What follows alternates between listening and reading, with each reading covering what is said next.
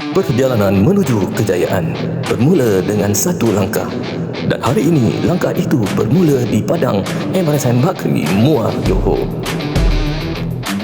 Sesi pemilihan skuad Distribution Network Johor bagi menghadapi kejohanan bola sepak DN Unity Cup 2026 telah berlangsung dengan penuh semangat, disiplin dan komitmen daripada warga DN seluruh Johor.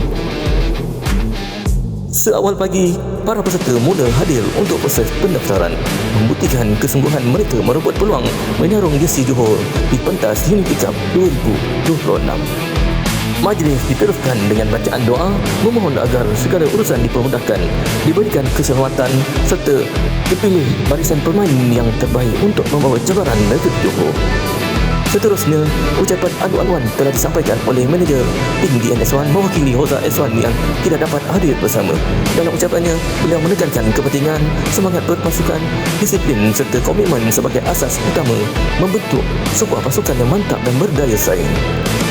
Kemudian tibalah saat yang dinantikan, iaitu sesi test match di mana setiap pemain mempamerkan kemampuan dari segi teknik, kecergasan, komunikasi dan kerjasama di atas padang.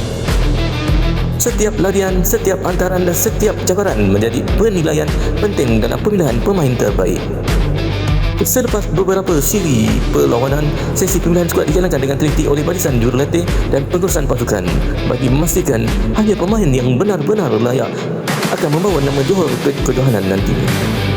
Sekarang penghargaan diucapkan kepada Kelab Kilat Johor Bahru dan Kelab Kilat Muar selaku penganjur bersama atas komitmen dan kerjasama dalam memastikan program ini berjalan dengan lancar serta mencapai objektifnya.